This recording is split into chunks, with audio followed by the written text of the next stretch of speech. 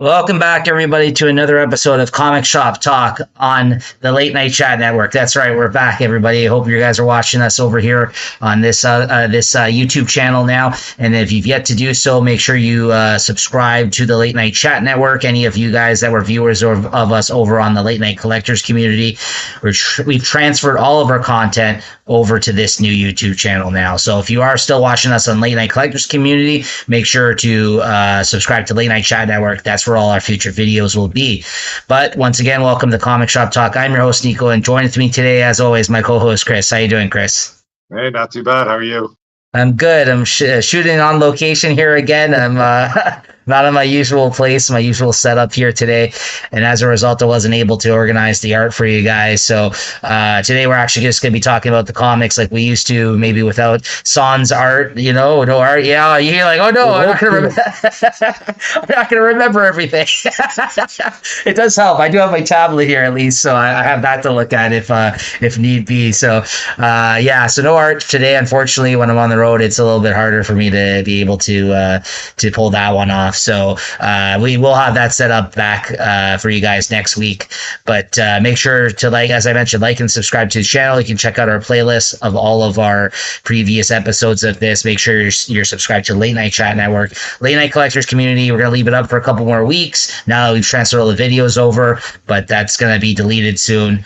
Yeah, we'll probably, we're going to keep a little memento of it. You see that little Late Night Collectors community in the corner there? We're going to keep that up for our days of doing it on the Late Night Collectors community, our sister channel. It's still going to be the B channel with the A content as far as I'm concerned. I guess we're going to be back over that stupid Late Night Chat Network now. What can you do? Make sure you're subscribed. As I mentioned, this week we're going to be talking about new comics that came out for the week of July 17th. 2024, and stick around. We're going to have some new comic solicitations to look at after we talk about this week's books as well. We have DC solicits and image solicitations to look at this week, and then you'll get the other solicitations probably by next week. We'll probably talk about that. Spoiler warning, you're not going to be seeing or spoiling any of the art here today, but unless we put the comics up to the screen for you there. But we are going to be talking about what happens in some of these books. So if you're worried about getting spoiled on that, you can always read your books and then come back, check us out. Our videos will be here in the playlist. You can also follow us on at Late Night Chat Network Instagram, where I think I'll be posting a lot of the Late Night Collectors community type of stuff, showing our hauls and everything every week. You get a sneak peek of it there. Or maybe I'll keep the Instagram up. I don't know. We'll see, because maybe that's a good way of rerouting stuff over to Late Night Chat Network. We'll see what happens with that. But anyways, all right, Chris. All right. Let's talk comics. Cheers. Let's talk some comics. Cheers. All right. Of course, I'm on the East Coast. I got to drink some Alexander Keith's, of course, the Nova Scotian beer. What do you got there today? Some Canadian, baby. That's right. Keeping it Canadian. All right, here we go. First up on the docket here today, we got Dark Knights of Steel All Winter #1. This is a spin-off series that's written by Jake Kristoff, who's a prose author. I'm familiar with his name. He writes a lot of adult fantasy novels, writes some spicy vampire type of books and stuff like this nature. So he's definitely written fantasy and stuff like that. I don't know if he's ever written barbarian stuff, but this is a spinoff of Dark Knights of Steel. And it's also got Tom Taylor writing a backup story in it as well. That's writing the backups of this 6-issue miniseries. What'd you think of this, Chris? I don't think it was too bad. I didn't go out and buy this one. I'm just going to wait for Dark Knights of Steel, the main series. But, it had some kind of bit of the flavor of the Dark Knights of Steel, but I don't think it was quite as involved. The characters there with Slade or Deathstroke and Killer Frost, I thought that was a kind of a weird combination to put together. But I imagine there's going to be more surprises in store. I kind of liked some of the stuff, just kind of fleshing out this world. I think they do reference the War of the Three Kingdoms, so that was okay. And I think the gist of the story is he's a hitman or an assassin, and they basically hire him to kill his ex-wife or something. And then he finds out that it's his ex-wife, and I guess all bets are off. So he's not living up to his word as an assassin. I guess there's going to be hell to pay for that. Yeah. I gotta say, like, you're right. I think you hit the nail on the head. My big takeaway from this was that it's not as heavily involved, let's say, as referencey in terms of like, here's this character from the DCU, here's this character from the this actually felt more of just a straight up like barbarian type story, and there was some great.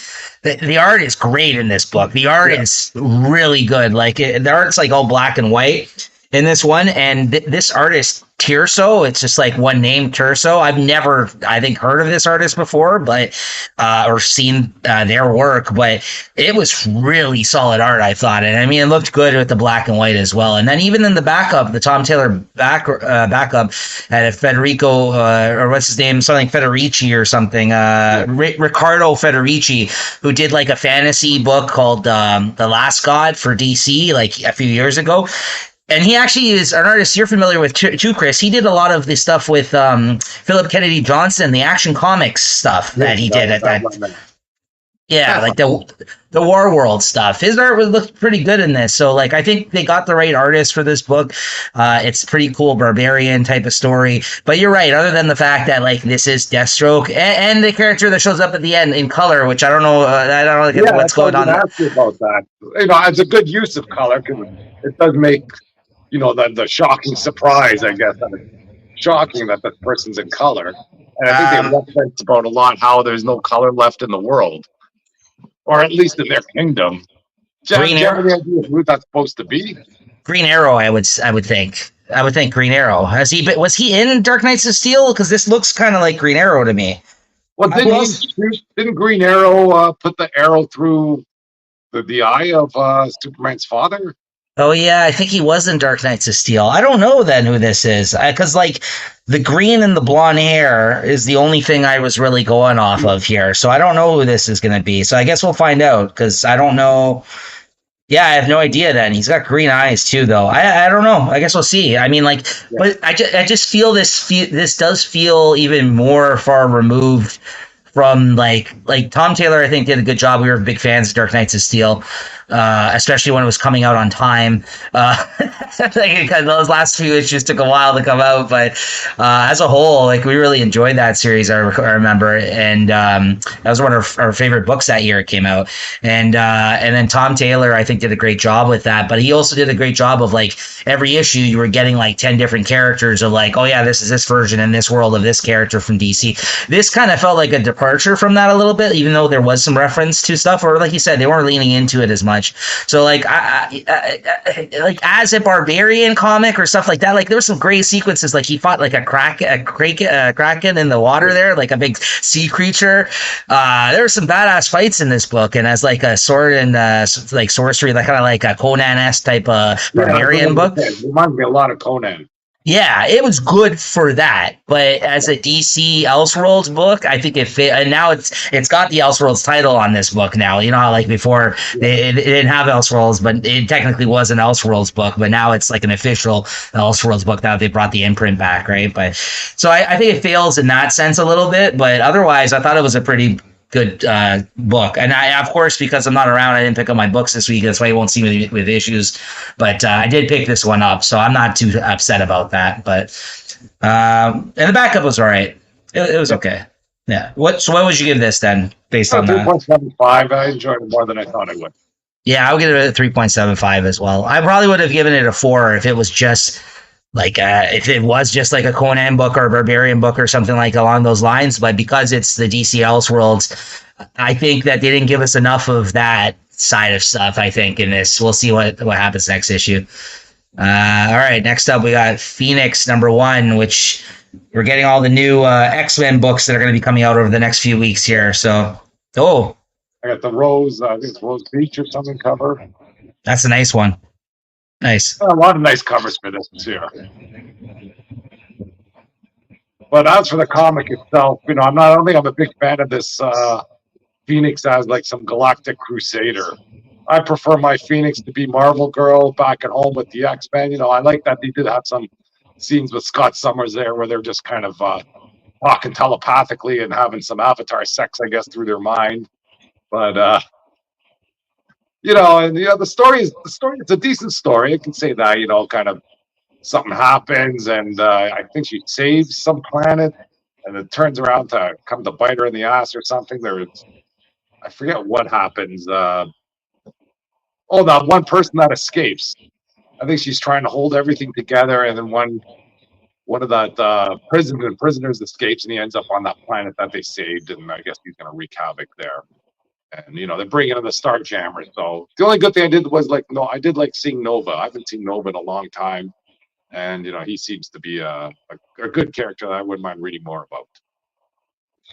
Yeah, once again, we're on the same page, Chris. I totally agree with you. I'm out after this issue. I just read this one digitally, but I prefer to have I mean, I know that Jean Grey has a long storied history as the Phoenix, as well as having space adventures with the X-Men, but this is just not a story that interests me. And that's not to say that it was bad. I thought the art was good. I thought the story was well told. It's not something I'm interested in. So I'm with you. Like, I'm out after this one.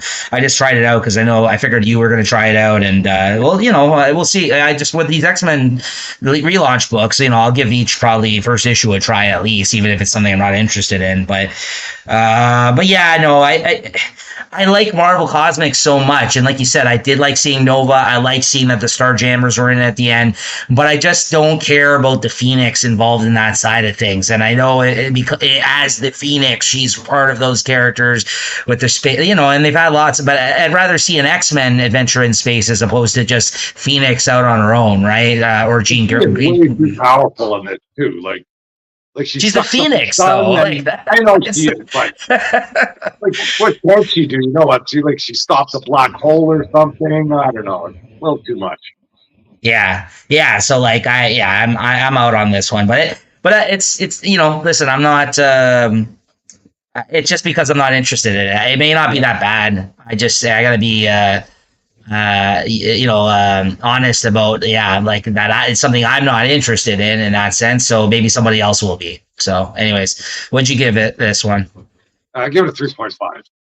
No, I'd probably go like 3.25 on this one, just because I said I was a little bored by it, but there's nothing wrong with the comic. No, that's why I wouldn't give it less than there's like no hook in it or anything. Yeah. Next up, we got Destro number 2. I picked this one up as well. I got the other cover. I got the one where it's just like his front of his face or whatever on this one, I believe, is the one I got. Yeah. I have to remind myself what happened here. And a lot of stuff with Tomax and Xamot in there, isn't it? Aren't they trying to make some deals here? Which I thought was interesting. I always thought they were on the same side, but here they seem to be a rival. So, I was going to say, like, the first issue, I know we weren't too hot on. We thought it was okay, but it was the weakest kind of out of the bunch of new G.I. Joe miniseries spinoffs that have come out, these miniseries. That being said, I thought the second issue was a step up. I did like this issue a lot more because at its core, it was just basically a story about Mars against military-industrial complex, which is, like you said, those two guys. And it was them against Mars, essentially, and they're big corporations going up against one another.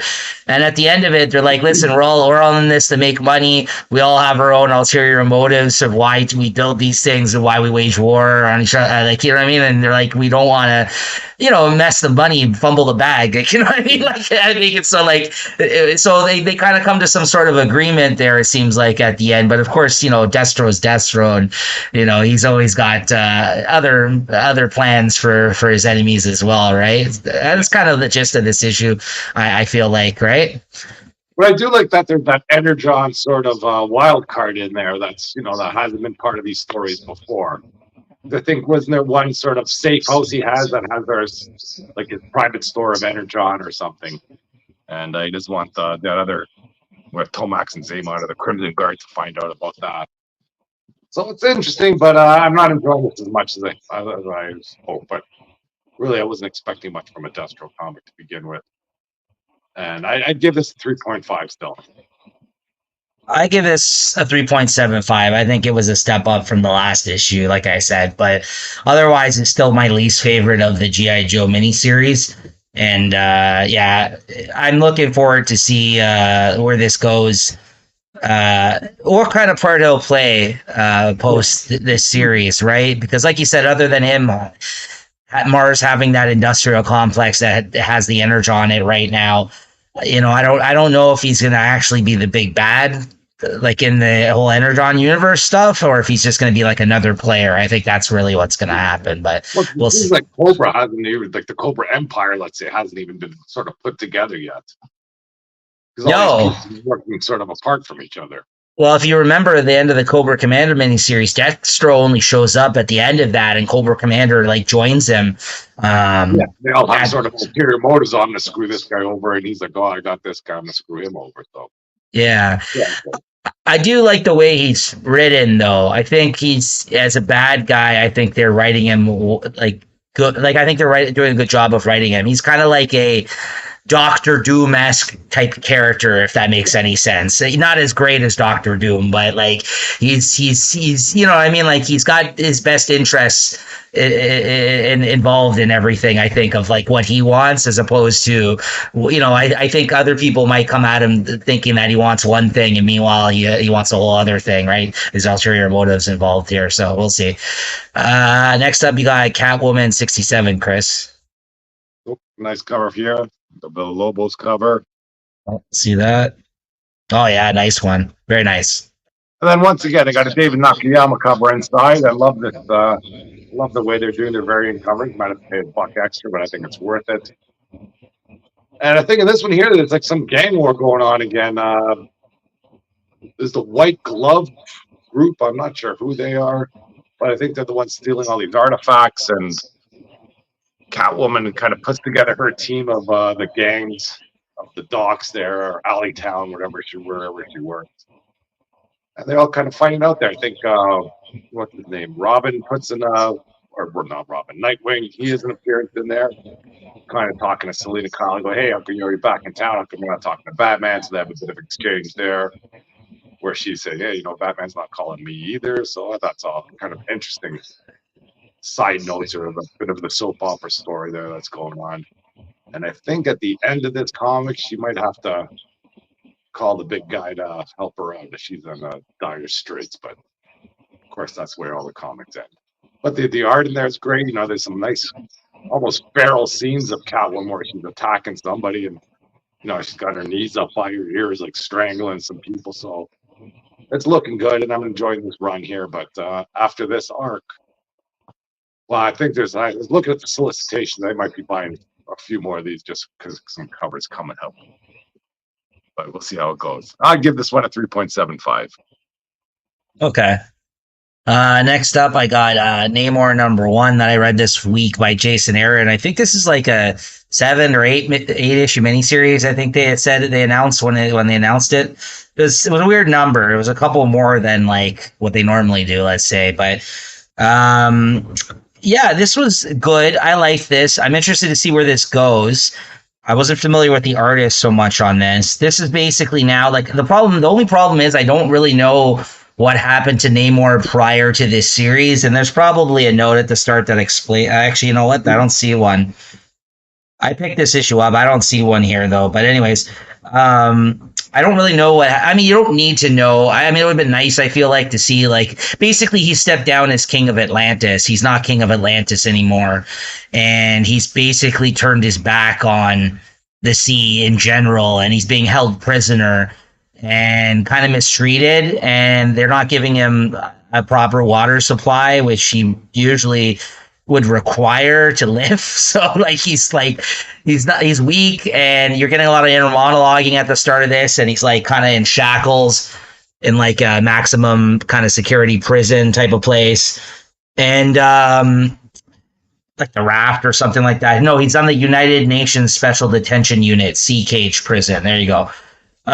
So they're kind of like inner monologuing. You're seeing kind of like in his head about how he's like turned his back on his people and how he doesn't want anything to do with them, and how, like, I guess he lost faith in himself as king, and as well with Atlantis. And he's being Namor. He's really hard-headed and kind of like a dick. So he's kind of he's going on like that, and then you're seeing the guards mistreat him and stuff. Then we cut to, which I don't know if this is going to be an ongoing theme of this series. I guess Jason Aaron likes to Let me guess.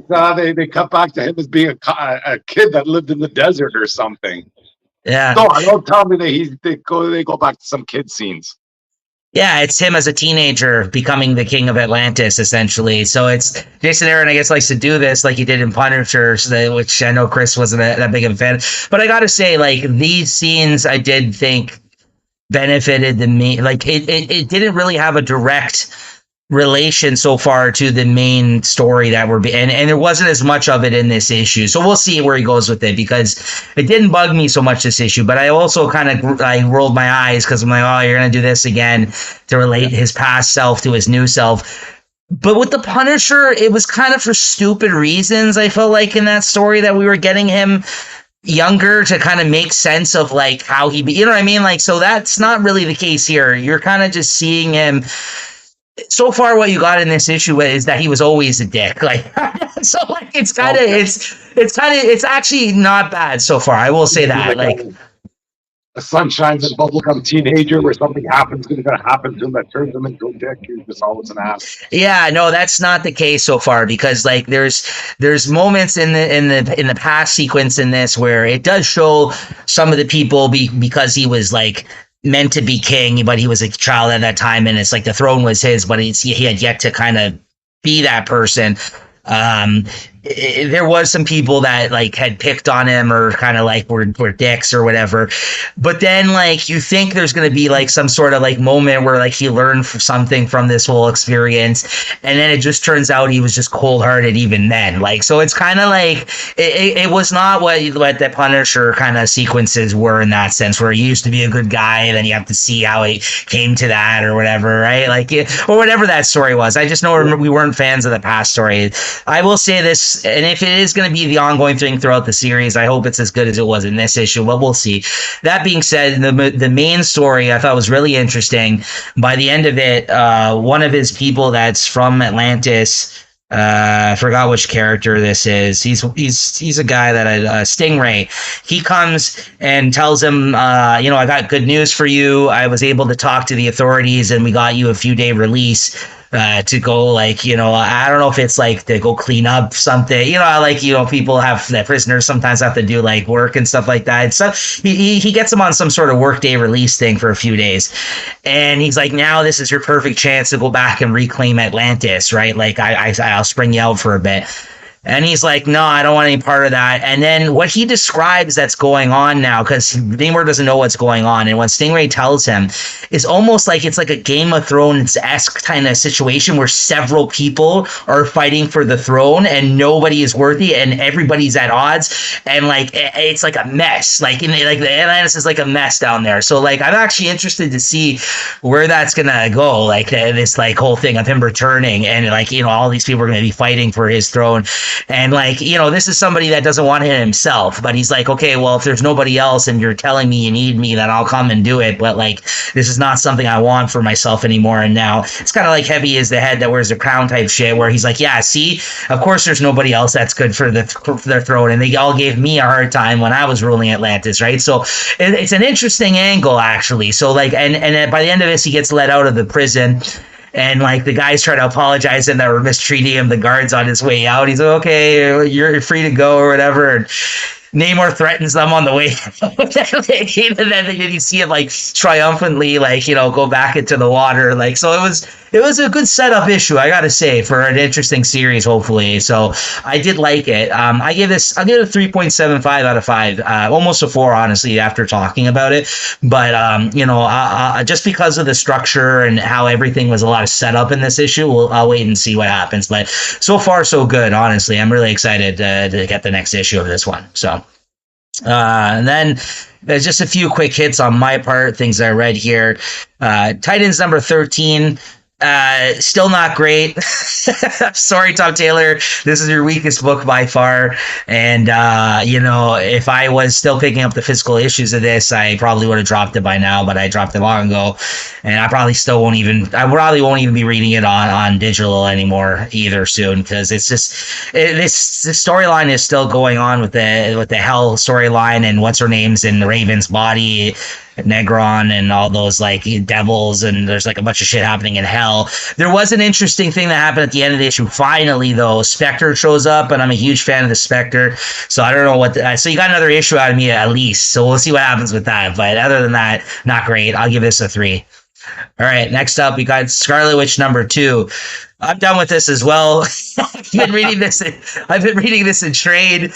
The last Quicksilver miniseries was decent with her and Quicksilver. They relaunched the series after like they did 10 issues and then they did that miniseries, and now they relaunched the series again. And I don't even know if I'm going to keep the trades now. It might be in my sell pile. I don't know. I'm just losing interest with this one. I do like the character. I do like the cast of characters in this book. Quicksilver is part of the main cast now of this title. And what's her name showed up in this Polaris, and they actually now are referring to her as their sister. And even though like they're not actually Magneto's children, that whole thing where they changed it up, they are like they reference him as their father. And like they kind of tried to fix the continuity that they changed where he wasn't their children, they weren't his children or whatever at some point because of the movies. I don't know.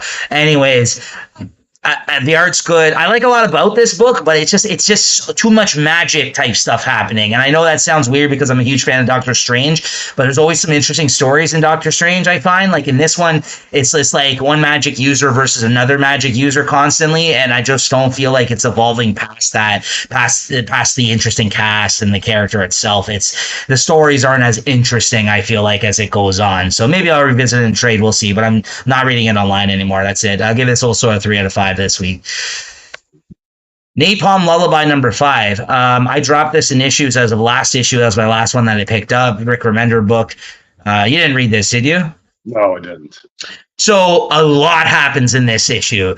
And it's one of those issues where I'm like, couldn't this have happened in last issue? Yeah. It's like when I still was buying this book. But it's okay. I dropped it. I'm going to pick it up in trade. I think it's going to read better in trade, honestly, because this is a much more complex story, I feel like, even for Rick Remender. I think it's going to read better in one chunk. I just got to say this issue definitely got me back in and definitely got me more interested, and it gave you a lot of backstory and a lot of explanation. Finally, I would argue 2 issues too late for me, but it's really good stuff. And yeah, it kind of changed my whole opinion on the series almost, honestly. So I'm back in, at least buying it in trade when that comes out, because I always get all the Remender stuff anyways in the nice big hardcovers he releases. So I'll wait till then. So probably will be the last time I talk about it on the show. But yeah, 3.75. Again, verging on a 4 out of 5 this week. Good issue. And yeah, I look forward to reading it when it gets released. And then finally, Usagi Yojimbo, the Crow #4. This is the second last issue of the Crow storyline of 5 issues. And yeah, Usagi's always a delight. It's always the same. It's very simple, straightforward, samurai stories. And in this one, the bad guy, he saved his cousin that's been captured by some bad guys, some opposing clan.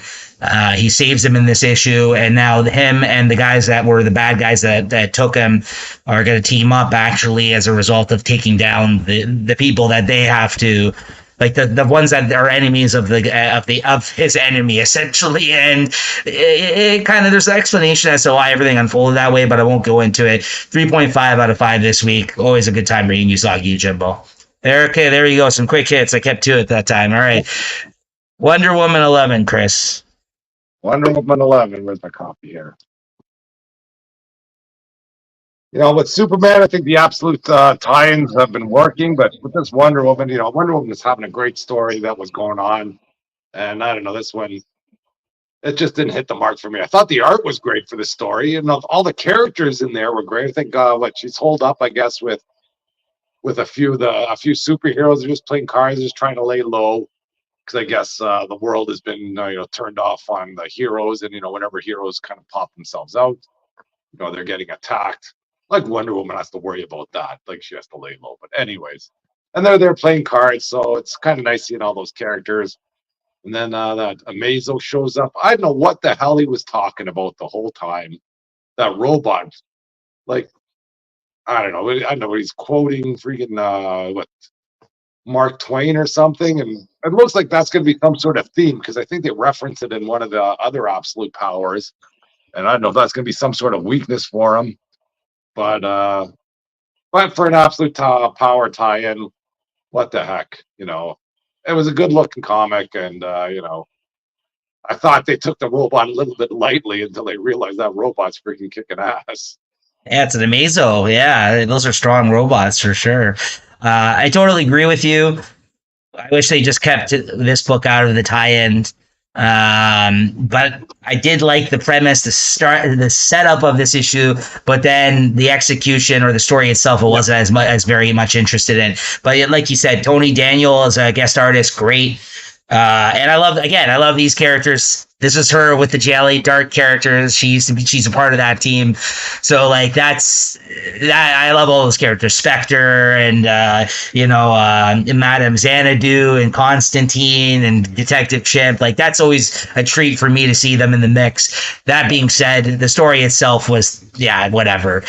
But did you read the backup story, Chris, in this issue?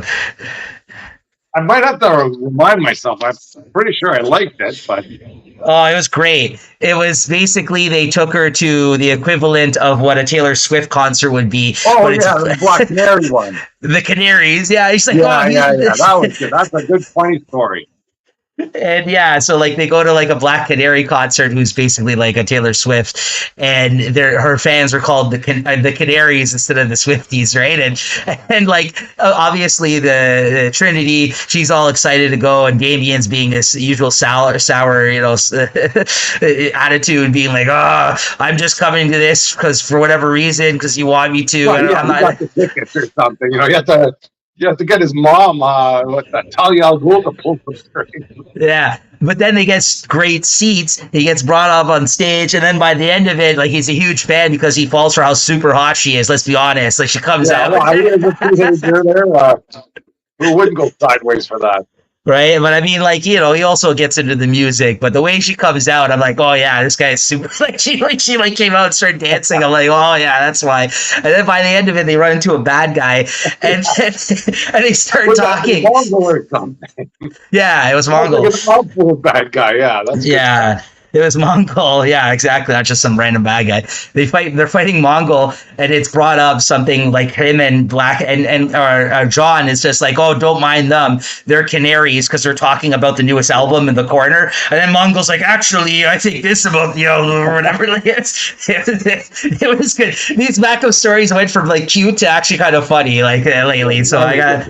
Yeah, that's a good one. So I got to give it up for Tom King and the backup in this one. It was very funny. So what'd you give this?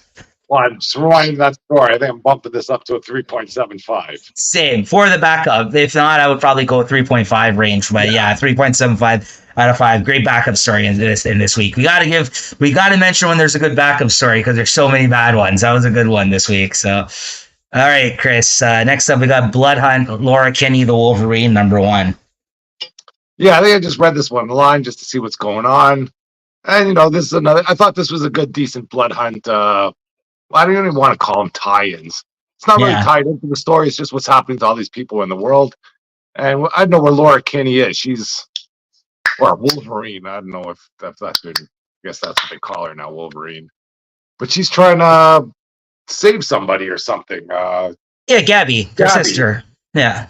And then, Gabby's saying, hey, or Gabby went off to try and save somebody, and then she got caught. And then I guess Laura Kinney went in there after to get Gabby. And, they kind of get these vampires that have been feeding on some mutant blood. Yeah. And seem to be getting some of the mutant powers. And, once Wolverine and Gabby kind of take care of business, Gabby says, hey, there's one more person I got to save. This is the reason I came here. Yeah, that's good. The fast one on Wolverine.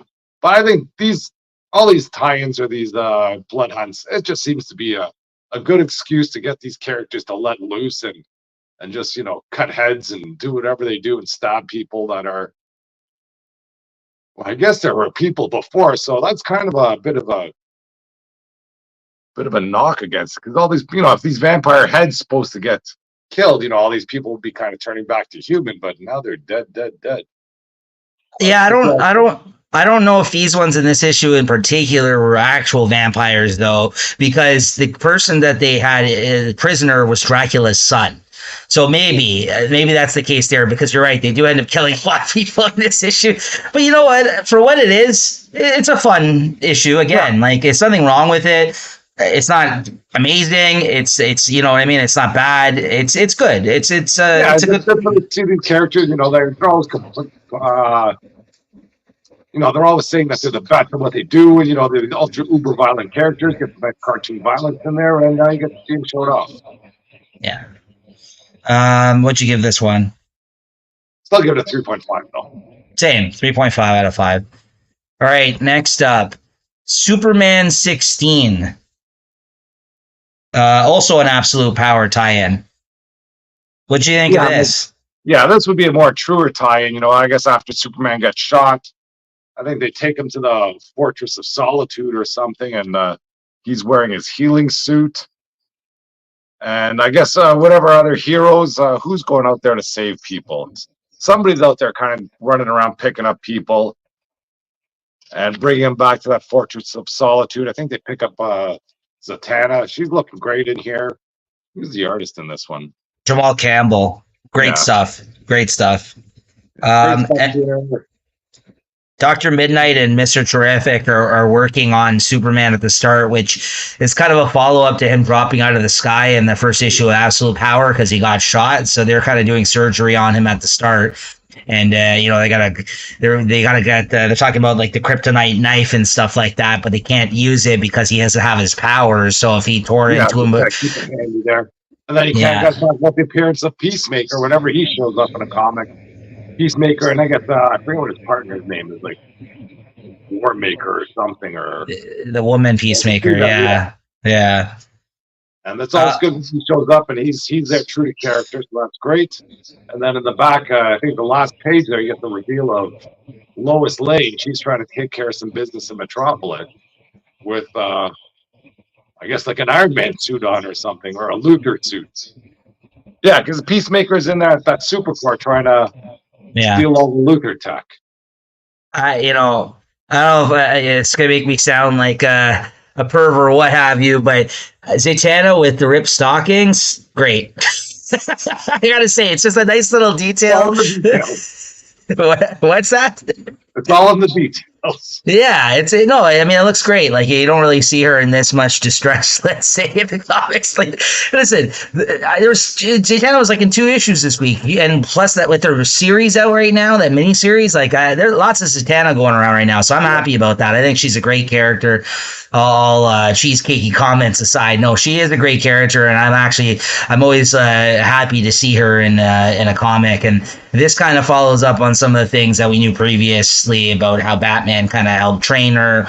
They've always had like a good relationship, those two. And then it kind of talks about how Superman was into magic when he was younger in this issue, and then also like Superman's biggest weakness is magic characters, right? Like, so like that's another interesting aspect, I think, to all this and whatever's going on right now, because against magic users, Superman it always is he does badly against them, right? So like that's his big weakness other than kryptonite. So yeah, some really good stuff here, good art. I thought as a tie-in, this was a pretty good issue, honestly, as an Absolute Power tie-in. I read this on a whim. I was pretty delighted by this, actually. It was a good issue. Delighted. Very nice. Delighted. It's the stockings. I read a comic that I was delighted reading. Well, maybe we'll talk about it later. It's all the stockings. Well, that's not it. There we go. All right, what'd you give this? I'm giving it a 4 now that we talked about it. Same, 4 out of 5. Yeah, delighted. All right. I use that word time to time. All right, Chris. Invincible Iron Man number 20. Were you delighted by this? I was not delighted by this, but I still did enjoy it. I think this is... What, you didn't like this one? I liked this one. No, I wouldn't say delighted. I'm sad. This is ending. This was not a very delightful episode or issue. What, we got Iron Man and what's her name? Emma Frost, and I guess they're on the outs, where you knew that it wouldn't last forever, and it's sad that Tony Stark, he's there like, hey, maybe we can keep the ride going. And Emma Frost just, coldly puts a stop to it, and then walks out on him, and then she's sitting on the park bench. And if she's gonna freaking break this guy's heart, she had to dress up like that. A freaking blazer. That's all she's gonna wear. Yeah, I don't want to see you anymore, but I'm gonna show up in a blazer like that. No. And that's it. No bra. Yeah, it's out of control. She's like that woman from Seinfeld. She's walking Come on, man. Give the guy a break. At least wear a freaking smock or something. Of course he's gonna go freaking nuts. But anyway, maybe that becomes more about me than what's going on. No, it's a good point. I realized that too. Believe me, I was like, "Whoa, what's going on here?" Like, it's Sue Ellen Mishke or whatever from Seinfeld, right? They're real. You want some of that old Henry money? They're real and they're spectacular. She's wearing it as a top for whatever. Yeah, she buys her the bra. Anyways, anyways, I guess the Hellfire Club has been freaking demolished, and Emma Frost had the keys to the bank there, and she ends up giving it all to Tony. And they kind of go through some dummy ways of how she did it. It seems she ripped off a whole bunch of people. I don't know why they included Dr. Doom into the people that she ripped off. Yeah. Right. Yeah, there it is. Yeah, I don't want to see you anymore. Boom. What the heck is that? Come on. Don't do that to my guy. But anyways, I think this is the end of the series, right? Are they going to take a little break or something? Or no, that's it. This is it. Yeah, Jerry Duggan. Reference, I guess him and Ironheart are going to be rolling through it. I hope that's the case so I can stop buying Iron Man for a while. But, they did announce the new writer at the end of this, who I have no interest in. I don't know the artist or the writer, so yeah, I'm done on it for a while. But they did hint at the fact there might be a West Coast Avengers book that he might be doing. So that's he wants to come out there. I'm all in if they do a West Coast Avengers book and Jerry Duggan's writing it, because I love this series. I mean, we talked about this book. I feel like this went under a lot of people's radar. We talked lovingly about this book for, the whole time it was out. I thought I think it was more than just a good companion book to X-Men, actually. I think as a character piece on Tony Stark itself, I thought it was also very well done. And of course, it's nice to have the X-Men aspect to it. It was a good book with the other X-Men stuff. It had a great Emma Frost in it. I love Emma Frost as a character. So yeah, it was funny and well written, and I think it's just a lot of heart and a lot of great character moments. Like, honestly, this issue was hilarious. Amongst everything going on in this issue, they have this whole scene where they're talking about his autobiography, and he's like, I should have gone with that cover. Look at me. And then, it's like the assembly of Tony Stark or whatever. The assembly. Stay long in here. Like he's in prison in Morocco or something. I thought they buried him in the freaking bottom of the pit in one issue. So they played with us last issue with that, because they made it seem like he went to bury him after he killed him. But I guess he just imprisoned him somewhere where nobody else can get a hold of him, which is still pretty good on his part. He's like, hey, you want to get out? You got to start doing stuff or whatever. You know what I mean? He's kind of punishing him and trying to get him to kind of do stuff while he's there. And he's refusing. He's like, listen, just bring me back to the authorities. He's like, you think I trust the government to keep you locked up? No, you're going to stay here where I can see you. Right. So I thought that was pretty good, actually. It was a good end. Honestly, he ended the series good. Like you said, I'm sad to see it go, but 20 issue run of something, he didn't overstay his welcome. It worked as a good tie-in book to the X-Men, and I think it was a good Iron Man book. So what more can you say? I think it was a successful book. You don't need to do another 30 issues. I thought this was, honestly, the whole way through, I really enjoyed this series. I probably give the whole series, honestly, a 4.5 out of 5. Honestly, I really like this as an Iron Man series, and don't believe everybody else. I feel like that was not either reading this book or didn't like it, because I thought it was a really good series. So, and so does Chris, right? You really enjoyed this whole. Sure. I've been sort of in and out of the series. I started it up when it first came out for the first few issues, and I dropped it for a while. And once it got tied into the X-Men, and this might be a nice chase for me. I can try and track down some of the issues I'm missing for this 20 issue run. Yeah, I know. I regret not buying this one. I didn't buy this one. I bought all the trade paperbacks. And if they bring out a collection of this, I'm definitely going to grab that too, a hardcover collection. And so good stuff. Yeah. I gave the whole series a 4.5 out of 4. What'd you give this issue in particular as an ending? I'll give it a 4.25. It was good stuff. Same. Hit all the Yeah. marks. Yeah. All right. Next up, we got the conclusion of Fish Flies. Fish Flies number 7. I just read this one online. I've been reading the whole series online. And this is a wacky book, though. I don't know. They really turned it around in the end. I think I had to read. I don't know if I missed an issue or something, but I guess everything's coming together at this issue. It starts up with those kids going to that store, which is how the series started. So that kind of threw me for a loop. And so I guess that circular storytelling. And you got the, I didn't know what that cop was up to, but he was still getting some details of the story that's going on, the stuff that he was being threatened to be fired and all that. But at the end of it, somehow, I don't know how time is working there, but that kid that got shot was saved by the person that shot him. Is that pretty much what went on? Yeah. So the person who shot him in some, like, they were watching the past occurrence essentially in real time, and he got in the way of the kid. The blood got in the way of the kid, and then when the fish flies went away, it reveals that it's still that guy. So it was kind of like a redemption of sorts for him in a way, that he was able to save this other kid after he fucked up and shot that one kid at the start of the story.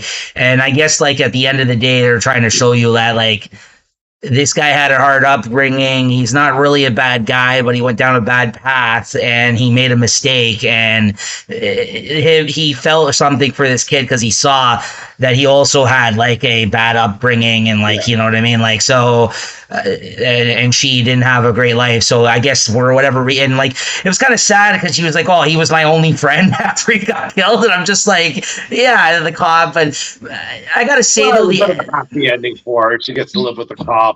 Who knows if that's the way they're going to stay, but she looked okay. I gotta say, though, I think this could have used another issue. Honestly, I think these are all oversized issues. Either that, or he just didn't have the strongest of endings. I loved this book. I thought the whole way through it was a good story.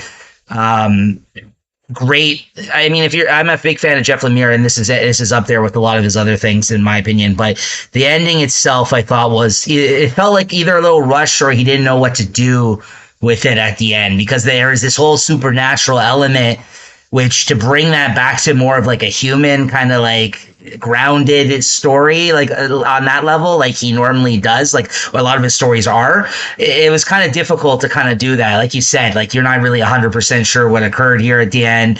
And I think I kind of felt that a little bit too here with this ending. Otherwise, I still think this is a great book, and the ending wasn't bad. I just think it could have been a little bit better, like the whole way. Too happy. There should have been more like a tragedy at the end. You could have those two old people come out and go, oh, we'll try again next time or something. But because those two old people did have that bug there, pretty much trapped, and then he got freed. Yeah. And kind of could set up another fish flies, whatever, in 60 years again. But Yeah. they seem to be too keyed on trying to get a happy ending for everybody, when maybe shouldn't. I think that this whole series kind of kept my attention the whole time, especially for not really a superhero comic-y book. It's more of a slice of life with a bit of sci-fi added. We didn't talk about it because we normally don't look at Boom solicitations on the show here, but I think 2 months from now, Jeff Lemire's new ongoing series that he's writing and drawing is going to be coming out from Boom, called Minor Arcana. So I'm really looking forward to that book. I think maybe either next month or the month after it comes out. So I'm really. Or is that something that he's continuing? New series. So if that's something that you were looking to get into on the ground floor, Chris, because I know you really like this book, this is him writing and drawing it.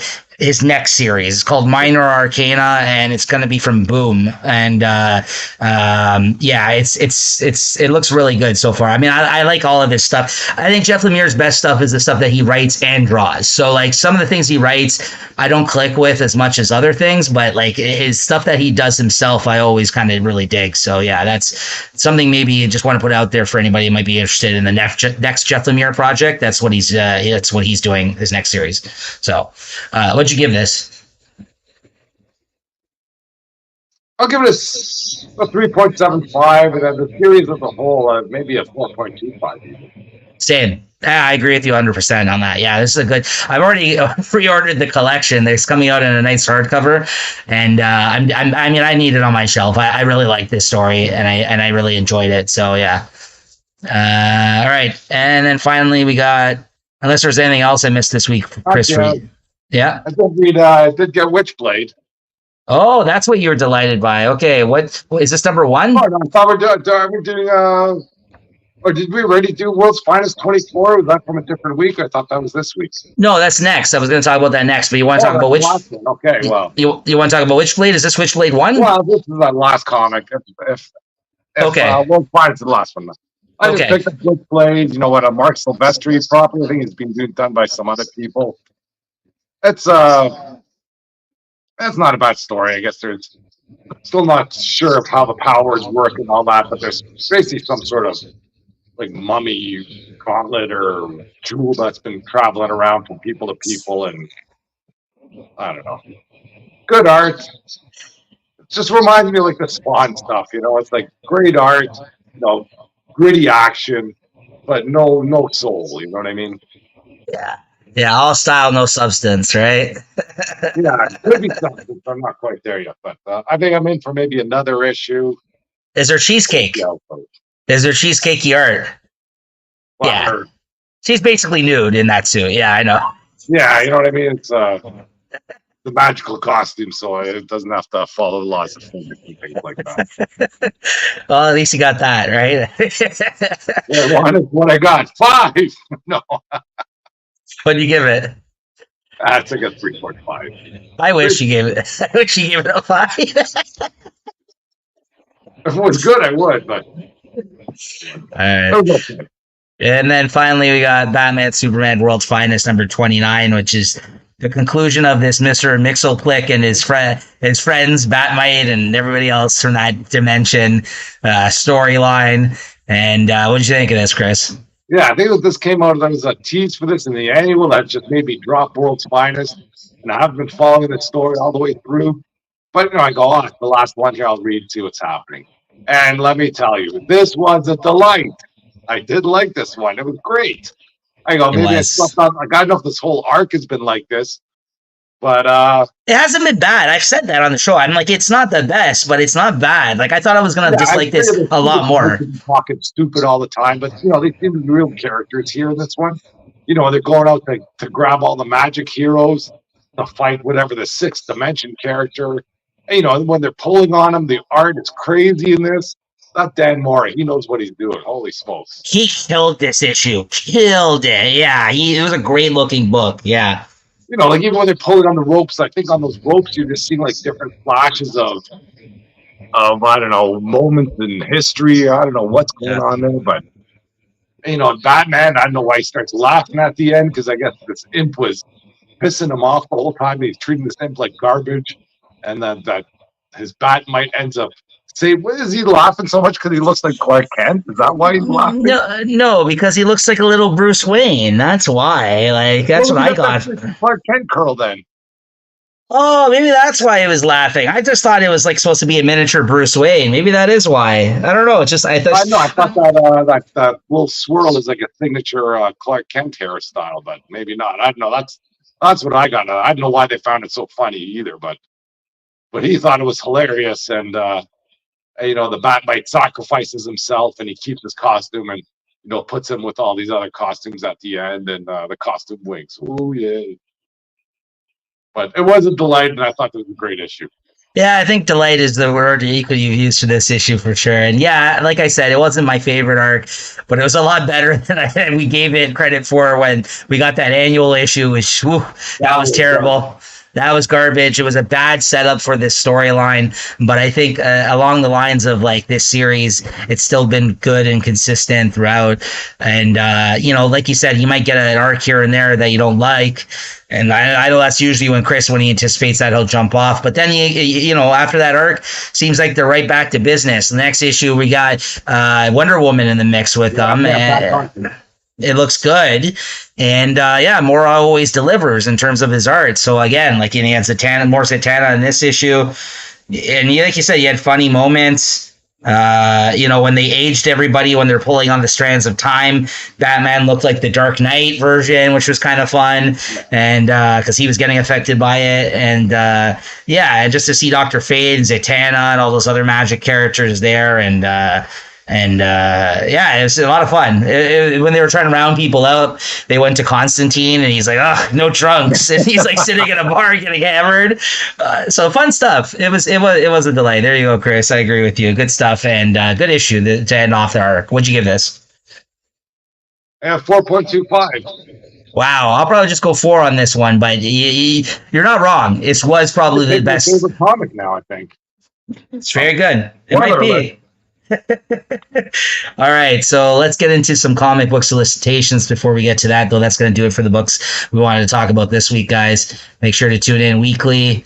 And now, actually, DC, which kind of slows down some of your reading there, Chris. DC is now back out on Wednesdays. They've taken away their Tuesday release because it made no sense whatsoever. I don't know why they did that, but now it's like read the stuff online on Tuesday. I know. So that's what I mean. It kind of slows you down a little bit in that sense. But now the books come out on Wednesday. So I think our show will probably drop between Sunday and Tuesday from now on. But our whole goal will be because I know it doesn't consistently come out on the same day due to our schedules. But if you're looking, again, hit the notification bell on YouTube if you want to be notified of when they do come out. Or you can follow us on Instagram. Usually I'll post when they come out on there. But just know that the shows, we'll try to bring them out by the end of every comic week. So the latest you're going to get it, hopefully if nothing happens, will be on Tuesday evening, these new episodes every week, okay? Because then Wednesday, it's a new week again, and we start all over again. So yeah, so just that'll kind of be when we drop these shows, just so you know for in the future. It not being able to come out on Tuesdays before, sometimes we would drop it on Tuesdays, and DC would be out by then, so it kind of made it weird. But now that it's back on Wednesday, we're in the clear there again for dropping it that day. So let's look at some new comic solicitations here. For these first ones here, we're gonna use comicreleases.com. Shout out to them. We don't have any affiliation, but we like the site. They do a good job of laying it out, and 1,000 pop-ups don't usually pop up when I do this, so that's always good too. So let's see. They do a good job of big month for DC. All in, baby. Yeah. All the stories are new. Or most of these comics have new themes going on. Yeah, it's a lot of big things coming, and we're not going to get into all the different announcements here if they're not in these solicitations. But are they all dropping in this month, Chris? I don't know because Okay. So these are going to be a lot of the new Absolute, what is it called? The new line of books. Blue Universe or something. Yeah, it's a crazy name though. I don't think it's a great name. It's a terrible name. Spoiled the end of Absolute Power. Yeah, it's a terrible name, but it's basically their answer to a DC version, as they've been saying, of the Ultimate Universe, like Marvel, essentially. So it's going to be out of continuity type of stories in its own continuity. It's really confusing, but the thing you got to focus on is these are really good creative teams coming and writing characters that are going to be outside of the main DC continuity. So I think that's a good thing. So I think it's part of continuity. They're saying this is running in parallel. That's what I mean. It's continuity, but not in the main continuity of the DC universe, I believe, right? I think that's what it is. Like it's its own universe, right? Like that's but I think they're able, because it's supposedly this is spawned by some sort of dark seed energy or dark side. Oh, okay. So you're right. I think the parallel thing is the key, because they said somewhere down the line, I think they might have plans of a crossover of sorts. They hinted at. So that's I think that's going to be the big money shot there. It's not an Elseworld, let's say. Right. That I just meant like their continuity within these books, like the Ultimate line, is not going to be in line with the main DCU. That's what I meant more so. Like you have the Ultimate Universe, and then you have the Marvel 616 universe, right? So so you're right. Yeah, they are in continuity, but not the main DCU continuity in the sense that it's taking place in that timeline. So yeah, interesting stuff. It is a bit confusing, but good books apparently. Well, we'll see. Absolute Power #4. Yes. Yeah, I'm in for this. See what happens. Patience if you're liking that, because I think they spoil it, but you know. Okay, we're out on that one then. DC All In. Are you all in, Chris? For All In? I'm all in. I'm in. I'm all in. October's gonna kill me. This is why I've been trying to make cuts right now. Like these next couple months. Well, now I guess this is the new solicits now. So the last month and this month, I've been trying to drop books off my list because for whatever reason, it's back to an all-time high after having a drought, right? Like where I feel like I was down to 20 books. And then like this past month, I think I'm over 30 again. Like it's like between 30 and 40 books. I'm like, what the hell happened? Yeah. So anyways, I'm all in. I'm all in on All In here. So yeah, DC All In special number 1. You got the gatefold cover. Yeah. Pretty cool stuff. Dark Side on this one. All right. Scott Snyder's the one helming this. He's been away from DC for a long time, so he's went off and done a lot of good creator-owned work. So I hope that he comes back, hopefully with a fresh new pair of eyes, because I feel like Scott Snyder stuff before he stopped working for DC a few years ago or whatever, he stopped writing books for them, it kind of grew stale in my opinion. Like he made a big name for himself, but I didn't really like a lot of the last things that he did. Holy shit, I haven't seen this announcement.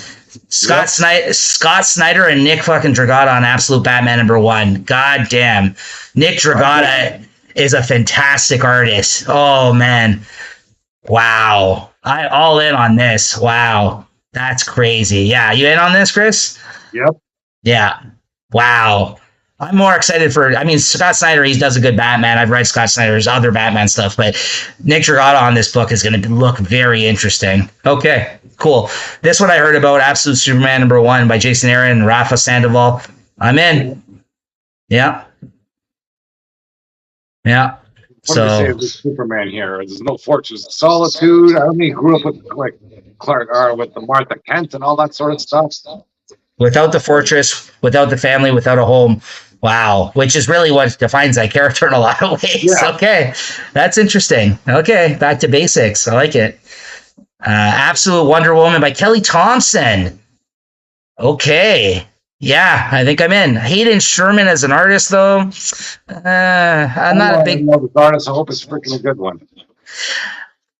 I don't mind Hayden Sherman, but I would have liked a bigger name on this for the art. But that being said, I really like Kelly Thompson, and I do want another good Wonder Woman book. So yeah, I'm in on this too. Chris? I'll see how this one goes. I'll definitely buy the first one, but I'm happy with the way Wonder Woman's rolling right now. So if I did have to drop one of these 3, I think it'd be Wonder Woman. I agree. I agree 100% on that. So yeah, but we'll see. Okay, so that's it for this month anyways, it looks like, right? And then I guess we're going to be getting Jeff Lemire on Flash. Is that confirmed? That's what I hear. I don't know. Okay. Well, I know he's been hinting at it, so we'll see. But I think I guess there's going to be more Absolute titles the month after this. Perhaps. So who knows? I don't know how they're rolling it out. But this is just the Trinity, it looks like, this month. Yeah. So these are good titles, good characters, of course, the main ones, and good creative team. So that's good. Good. Let's see where they go with this. Then, of course, we got Batman 153. So Zdarsky's still doing his thing. I'm happy about that. Jorge Jimenez. Ooh, Greg Capullo cover. Is that Greg? Is that him? Or is that Jimenez? That looks like Greg Capullo. It might be Jimenez, though, doing a Greg Capullo. Yeah, it doesn't have his name anywhere here. I guess it is. That looks very Greg Capullo-ish. That's really cool. Yeah, so that's a good cover. Batman 154. I guess it's double shipping here again. Yeah. And then this one, we got Carmine Giandomenico, who did that other series, the Batman the Knight, that Zdarsky did. I think there's lots of variant covers. None of these variant covers of Batman are really grabbing me. I agree. I like the A covers on these ones, so I'll stick with that. But yeah. Okay, 2 Batman issues in October, so it's just for this event or whatever this storyline it looks like. We'll see. Oh, Court of Owls, possibly. Riddler. Okay. Interesting stuff. Okay. Then I got Superman 19. Dan Mora on Superman. Whoa. That's where he landed, eh? New story arc. Joshua Williamson back on the title. Or no, on the title. Yeah, I don't know. I'm definitely going to read this. Are you picking this up? Yeah, I might be sticking with Superman. Might be dropping Action though. They're freaking full of fast one on this month. Yeah, that's fair. Wonder Woman 14. Yes. Yeah. I don't know. Might have to get the baby cover. Why? You like know, that? that's a big deal. Not many baby covers out there. That's true. What the hell? What's going on here? I don't know what's happening there, but I think it's an unfinished cover. Yeah, no, I'll go with the A cover on this one. Let's see here. Wonder Woman Uncovered. That's a cover issue. Yeah. No, not on that. Poison Ivy 26. Are you still reading this or picking it up? Or I'll still be reading it. I should have been buying this the whole way through, but hey, you've been liking it. It's been good covers. Good yeah. Green Lantern 16. No. Green Lantern Civil Core Special number 1. No. Guess that's a new series. Yeah. Of the Core. Green Arrow 350. I'm surprised it's still going on. They said it was going to be a 6-issue miniseries, then they made it 12, and now it's its own ongoing. I mean, Joshua. Yeah, I don't understand, but okay. But no, I mean, no. Yeah, I'm good. Well, I guess you're gonna have Fallout there. He's a bad guy there in Absolute Power. Oh yeah, that's true. So maybe that'll be interesting. Yeah, Green Arrow 2024 annual number 1. No, The Flash 14. So yeah, maybe hopefully Jeff Lemire does the new unannounced. Well, I guess it's supposed to be announced this weekend actually at San Diego Comic-Con, and I think all of the new books are going to be announced. They may not all appear in this solicit, but if there's any ones we want to mention by next week, if that information is out there, we'll talk about them. So, Birds of Prey 14. Yes, I'm still on this. Some good covers here. That's a good one too. Good, it's a good series. Well, hopefully they'll finish this arc. Maybe there's a new arc going on. Not running through dimensions anymore. Yeah, this one says an all new arc. There you go. Just a new, yeah. The fate of the Amazons rests in the hands of a silent warrior. There you go. Batman Superman World's Finest number 32. Oh, that's sad. No, Dan Moore. We got another artist on this, but Dan Moore is gone. But yeah, I'm looking forward to these stories, though. Eclipso, it's an Eclipso story. Oh, that's a good one. I like that. All right. Power Girl 14. You reading this still? I'll probably read it online, and if a few covers grab my attention, I will. But I got a lot of Power Girl covers already, so unless there's something, well, that's not a bad one. Yeah, I was about to say that's really good. They're fucking dump truck ass there, as Black Cat said that time. That's kind of the opposite of what you would expect from Power Girl. Shazam number 16. No. Team. What is this? New creative teams on Flagship. Okay. I don't like these new categories you guys do, comicreleases.com, though. I gotta say, it's confusing. Action Comics 1070. Oh, Mark Waid is on this one, though. It's a freaking weekly comic. Oh, yeah. 4 issues. Yeah, they went back to the Action Comics weekly format, like back in the day. They had that for a period. Come on, man. Yeah. Make it $1.99 or $2.99. I agree. No, I wouldn't read. I wouldn't pick this up. That's too bad. It's a Phantom Zone story. Yeah, I might read this digitally. It seems like it'll be fun, but yeah, I can't pick that up though. Yeah, it's weekly, like you said. So we got 1071, 2, 3. Yeah. Phantom Zone, Mark Waid. There's another story in there too with Supergirl, but he does the main story, it looks like. So that I'm sure that'll be good.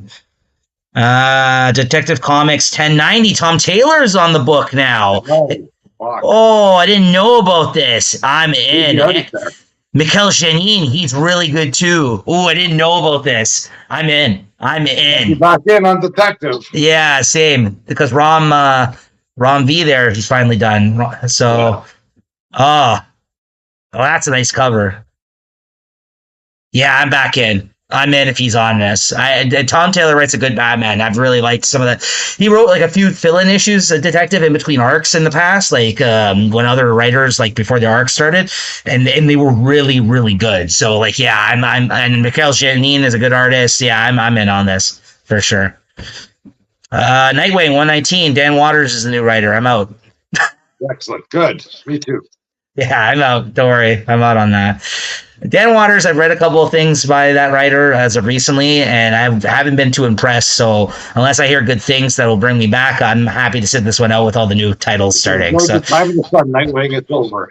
yeah, if Tom Taylor's shifting from Nightwing the Detective, that'll count as the book that I'm dropping and then bringing over to Detectives. So yeah, that's there are a lot of new books. Can't do it all. Oh, a new creative team on Harley. Finally. Yeah. Elliot Callan. I don't know who that is, but I don't care because I'll give it a chance. yeah.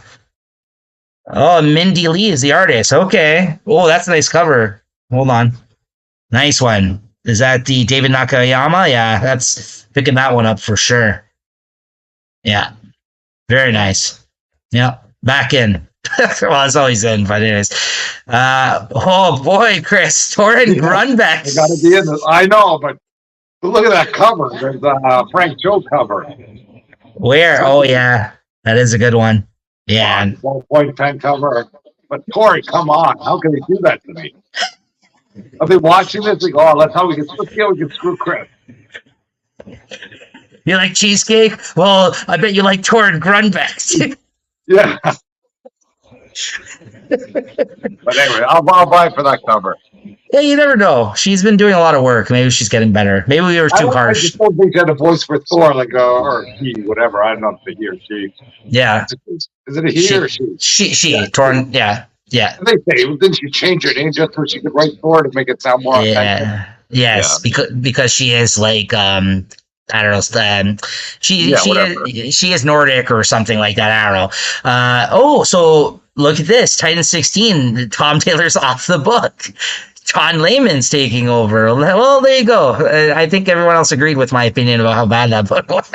Yeah, Teen Titans supposed to be the new Justice League. They haven't been doing anything close to a Justice League. You're absolutely right. They were supposed to, but it feels like that's an idea they came up with and abandoned instantly. So, yeah. Anyways, so yeah.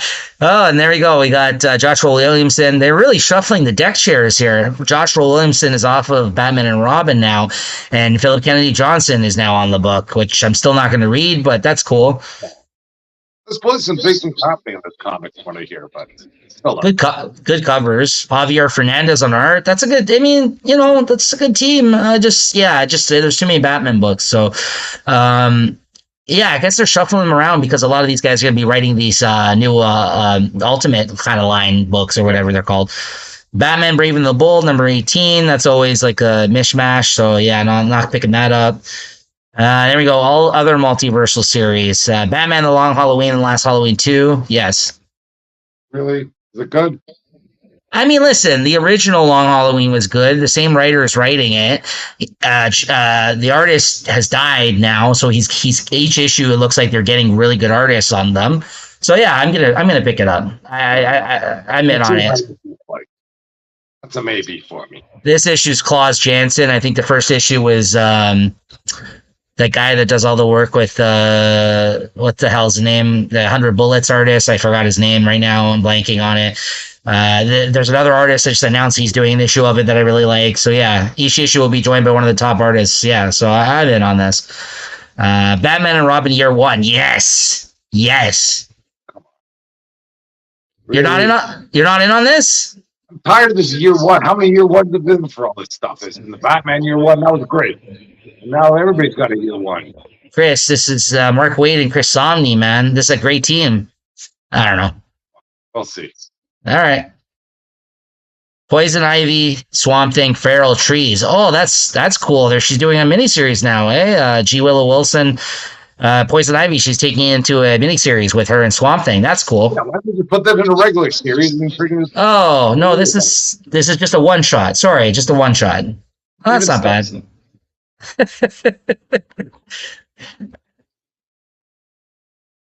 Cool covers. Take my money. Yeah. Multiverses, Collision Detection number 2. No. No. I don't know what that is. Multiverses, Collision Detection 3. No. And 4. No. DC Horror Presents number 1. What the hell is this now? Everyone's doing these horror anthologies. No, I'm not interested in this though, but that's cool. DC Horror presents Creature Commandos. Oh, I do like the Creature Commandos. I don't know this writer or artist, so I'm probably out. I might check this out digitally. I don't know. I like those characters. Elseworlds, Green Lantern Dark #1. This No, sounded good to me at least. it sounds good, but I don't know. I don't know. Green Lantern is a tough sell sometimes for me, and you're right. The premise does sound good. I don't know. We'll see. Yeah, are you grabbing this? 1 of 7. Maybe I'll read it. I'll give Yeah. the first issue a read. Yeah. Gotham by Gaslight, Kryptonian Age #5. I'm probably dropping this. Yeah, I'll probably read it though. Yeah. Yeah, I'll probably keep reading it digitally. Dark Knights of Steel, All Winter #4. I'm in on this still. All right, then I got DC versus Vampires World War V #3. Yes. Yeah, I had that Wonder Woman covered for sure. Yeah, that's a good one. For sure. Then we got DC Black Label now. Batman Full Moon #1. Never heard of this one. Written by Rodney Barnes, art and cover by Steven Subic. I don't think so. Cool covers though. Nice House by the Sea. No, I'll read it in trade though. Plastic Man No More. Yes, I am gonna read this one. Are you buying it or are we just reading it? I'm buying it. I'm picking this up. I'm interested in this. Jenny Sparks 3. I think I'm just reading this one. It seems interesting from what I see there. Oh yeah, Tom King. I'm definitely interested in it, but I think this is just one I know I'll pick up and trade probably, so I probably will just read it digitally. And then Zatanna Bring Down the House 5. Yes. Enjoyed the first issue. Yeah. Good covers all the way through. That's another great one there. Yeah. Which one are you thinking cover wise? I don't know. Maybe that one. Yeah. I might want to get one of the original cover, like where that's Zatanna written up there in a kind of a poster there. That one's not bad. Yeah, that one's nice too. John Constantine, Hellblazer, Dead in America. No, but I'm probably gonna read that in a collection. Sandman, Complete Shakespeare Collection #1. All of William Shakespeare's key Sandman appearances, remastered and collected. No, I'm good. And then we're getting into I think this is the kid stuff. Another Robin Lives from the Vault, Scooby Doo, Facsimiles, and that's it. That's it for DC. So now let me see. I think we got Image here as well. Oh, Image is up. Well, it's on Bleeding Cool, but we'll see. Not on our usual site, but let's see how many pop-ups happen here. I Hate Fairyland 16. No. Hack Slash, Body Bags, crossover. No. Hyde Street. Oh, this is a new Jeff John. Oh, this is one of his Ghost Machine series. Okay. I remember reading this little short story in the thing. I wasn't that interested by this one, but looks like it's going to be his horror book. This sounds interesting. This Null Hunter. This is cyberpunk Hercules or something. He said. This is Michael Walsh, of course, who I really enjoy. Who, other than writing stuff for Silvercoin, and he also had other writers write on that series as well. This is like his big, I think, he's writing this. He's not drawing it. So I don't know. I don't know if I'll pick it up in issues. I might pick up the trade, but I like Michael Walsh a lot. And if he's writing something, if he's doing more writing now, that's pretty cool. So I did really like Silver Coin, which is all his concepts. So I'm interested to see where that goes. Blood Squad 7 Strike File #1. This is more that Joe Casey, like more 90s Image type of stuff that they're doing. Devour, which is already a one shot for this Hyde Street Jeff Johns thing. Faster Than Light 3D Treasury Edition. I don't know what the hell that is. No. The Feeding one shot. It's a horror one shot, it looks like, of some sort. No, I don't really know the people on this, so probably not. 13 giant size special one shot. I don't know what that is. The Sacred Dam, the Horizon Experiment. Yeah, this is like some series, like a bunch of like issues are kind of by different creators are coming together, I guess, to create a story of some sort. It's an interesting idea, but again, I would just pick up a collection of that if it ever comes out. Another horror one shot. What's up with it's October. I guess they're doing just a bunch of horror one shots by people. Okay, that's interesting. There's some good artists on this one, but I'm not really, maybe I'll check it out digitally, but creepy cover. Anything striking you there, Chris? Nothing yet. Some good collections coming out. Creepshow hardcover, Birthright hardcover. I mean, I know we don't talk about collections on this, but yeah, I'd definitely pick up any of those. Drawing Blood collection. Oh yeah, this again. I know we don't talk about collected editions on the show, but this is the G.I. Joe compendium of the original Marvel series. It's going to be a big fat paperback collecting the first 50 issues of the Larry Hama G.I. Joe stuff for a really good price. Like I think it's like $65 US. I'm picking this up because I've never read the Larry Hama G.I. Joe series and I've heard really good things about the comic series. So I'm definitely gonna be picking this up. So this is the first time that they've been reprinted like this in some time. So the fact that they got the license right now, they're going to be putting out these big fat paperbacks of like 50 issues in one. I'm definitely in on this one. So yeah, if you ever wanted to read G.I. Joe, here's your chance, because this Larry Hama stuff's apparently the cream of the crop. He's written 300 issues of this series. So like his early Marvel stuff I heard is really good. So yeah, and just more collections, it looks like. Yeah, I don't think anything really worth. Cowl. Yeah, that's sweet. Yeah, Creepshow. More Creepshow. I'll pick that up. Dead Eyes is returning. Jerry Duggan. I have the first trade of this, so I probably won't pick up the issues, but I probably will read this digitally. This was really good. The first series that came out. It was also called Dead Eyes. It was just called Dead Eyes. It was a 4 or 5 issue miniseries that Jerry Duggan did years ago. The fact that it's coming back is really cool. Department of Truth's back now. It looks like they took a big break. Destro's ending. The Deviant is the last issue of the Deviant. Looking forward to that. Yeah, last issue of the Deviant comes out this month. Great timing on that one, being October, right before Christmas. Good stuff. Drawing Blood's been really good. Falling in Love on the Path to Hell. That's an awesome cover. That's been really good. Number 5. Geiger. I read that issue, Chris. Good stuff. Yeah, last issue. One, right? Yeah, really liking this. This is the start of a new story arc with this issue number 7. And yeah, that's honestly, out of all the new Ghost Machine stuff that's come out, the continuation of this series and kind of like the relaunch of sorts has been really good, guys. If you haven't been reading that, check that out. Grommets 5 of 7. This has been great. I've been enjoying this one.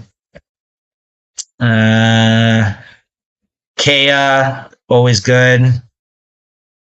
King Spawn. You reading any of the Spawn stuff anymore, Chris? Or I'm still here and there. I think there's a good Scorch cover coming up, so I'm probably going to pick that one up.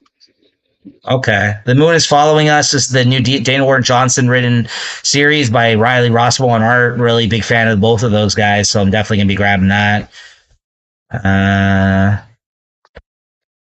Yeah, it's not too much, though. This is just all continuing series. I feel like we've already been reading or talking about from Image, so I'll probably just skip this. Public Domain 9, yeah. Red Code. I didn't read this week's issue, but I'm not as interested in that series. Yeah, I think that's it. Rook Exodus, Sagas keeps going. Rook Exodus, even I'll probably gonna stop reading. It hasn't been as great as I had hoped it would be. Scarlet 5. Dragon. Oh yeah, there we go. Somehow that cover grabs me. I don't know what's going on in there. That's sort of like a parody type comic, isn't it? Back from the dead, the vicious despot from Dimension X is revealed. Mr. Glum returns and has his eyes set on Angel, Darling, and the subjugation of all mankind.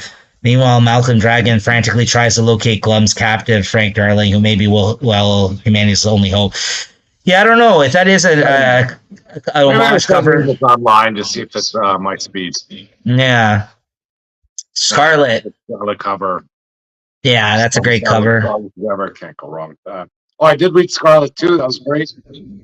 Oh, you liked it? Okay, good. I'm glad. Yeah, I remember you didn't read that last time for last week's show or whenever we talked about it. Yeah, it was good, right?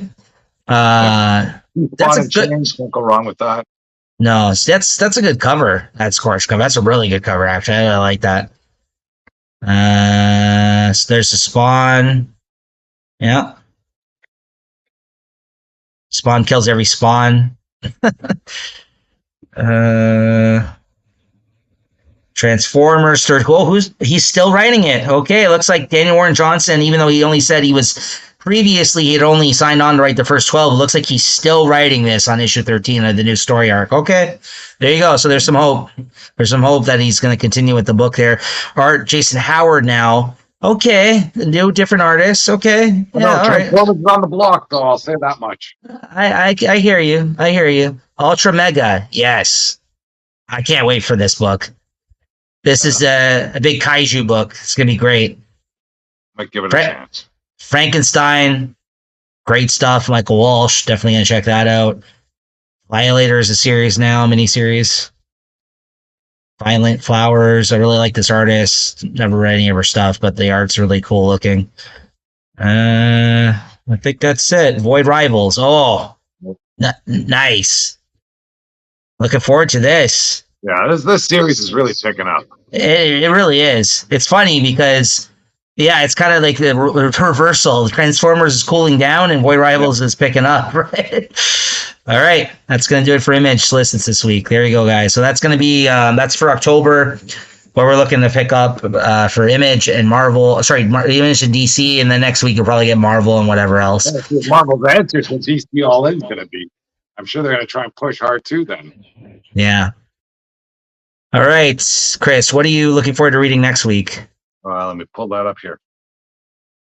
Unless you got yours ready. If not. No, I gotta pull it up too.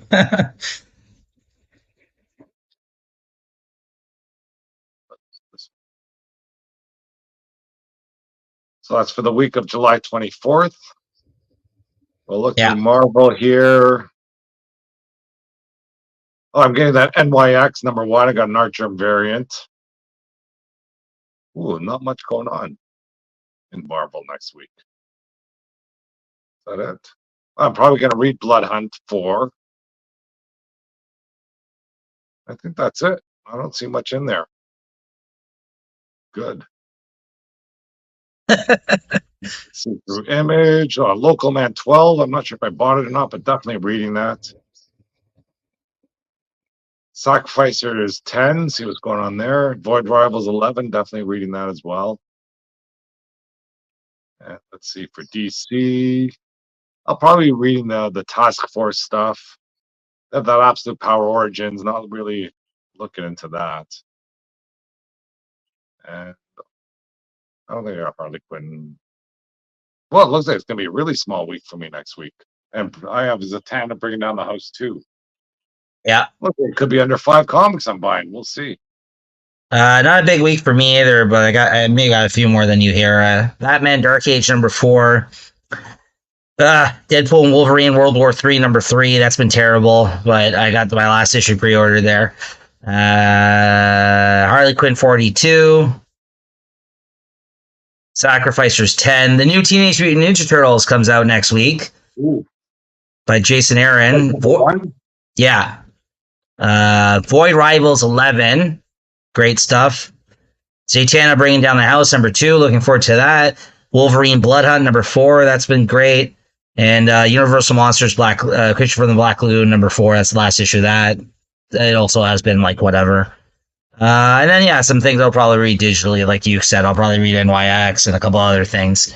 But yeah, that's about it. Some good stuff, though. So yeah, looking forward to that. And yeah, make sure to tune in next week to see that. And we'll be back kind of with our old formatting with the art and everything else. Make sure to tune in and make sure you're subscribed to Late Night Chat Network. All right, Chris, your favorite book of the week? Oof. I have to look through here, but I think my decision might have been made. I think so. Yeah. I think Iron Man is in the running once we talked about it. If they had a few more splash pages or went a little more heavier on the cheese and or a little more heavier on the cake and less on the cheese. Could have been there for me, but it might have to be World's Finest. Wow, I'm surprised. A surprise. That's Who a knew? big swerve for you. Yeah. But yeah, no, good pick though. It was a good issue this week. But yeah, I'm gonna pick up what you dropped off there, and I'm gonna go with Invincible Iron Man number 20 there. Yeah, I gotta go with that. I mean, that may speak to it being a culmination of a series I really enjoyed as well, and I do think he stuck the landing, so to speak. And but I do think it was also a solid issue. And I didn't really have too many contenders this week, but you know what? Actually, even something that was in the mix, though, I'll say that was unexpected, like Batman Superman World's Finest was on your part. Superman 16 was a good issue this week. I did really like that. So, but yeah, I'm gonna go with Invincible Iron Man number 20, and yeah, it'll be a while before I think I read some more Iron Man because I don't know if I'll be reading the new series. So it was a good I run. don't take a break from him though either. You know. Yeah, that's fine. Yeah. But yeah, good stuff. All right, that's going to do it for the show here. Another episode in the books. Chris, thank you as always. And thank you to all you guys out there tuning in. Cheers. Later. All right, take it easy.